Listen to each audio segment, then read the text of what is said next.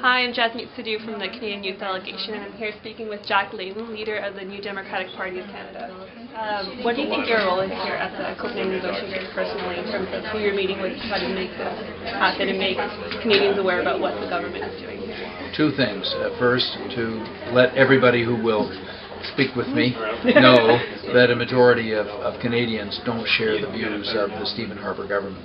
He doesn't represent a majority of those who were just elected just a year ago. And secondly, to meet with some of the people from countries that are doing so much more, so that we can bring some of those best ideas back to Canada and promote them there. A lot of Canadian youth here have been frustrated. I'm here with the Canadian delegation about the lack of transparency, not only with our own Canadian government, but with the conference itself, with a lot of NGOs being kicked out. What would you tell them right now about how to be more effective, how to get their voices back into the whole process? Oh, I think the voices are being heard. I think it's great that there's such a significant turnout of young people here. It's a long way to travel, and you know, to organize yourself to have an impact in such a huge conference isn't easy.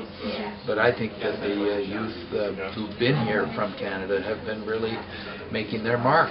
And it certainly is frustrating to come all this way and then have the doors closed, you know, so that you can't really engage with the Canadian government delegation. And so I can understand the frustration, and certainly pushing hard, speaking out, engaging young people back home with blogs and Twitters and Facebooks and all of the tools could help move our government forward. So I think it's important and very good. Do you think Canadians are aware of what's happening in Copenhagen, and are they strongly concerned about our role here and our international tarnishing that I think a lot of people are saying that we're going through? Yeah, I think people are very concerned. Even just this past weekend in Toronto, in my hometown, you know, people going to and from holiday events and so on, but a lot of them would come up to me and say, why can't we be leaders on these issues?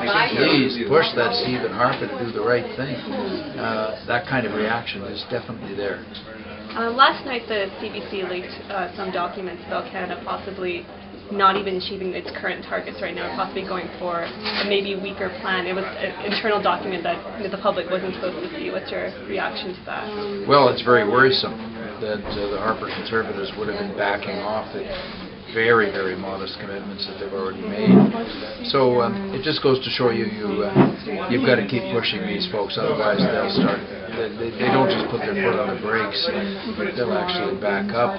If there's like a weak political agreement at the end of this week, and the hype of the conference is over, what's sort of the next step that we need to be pushing for and doing once, you know, January and February rolls around? The magic of the conference is gone. Let's hope we can do better than something weak. I hope that the energy will build towards the end of the week, so that we end up with something strong. And I think that's why so many people are here from all around the world. It's pretty unprecedented, I would have to say. So I'm going to look at the optimistic possible scenario rather than the pessimistic one, at least until the dust settles. Any lasting sort of words? If you were to talk to Harper right now, what would you say? I would say listen to the young people of Canada, because they're saying that we need strong action to deal with climate change.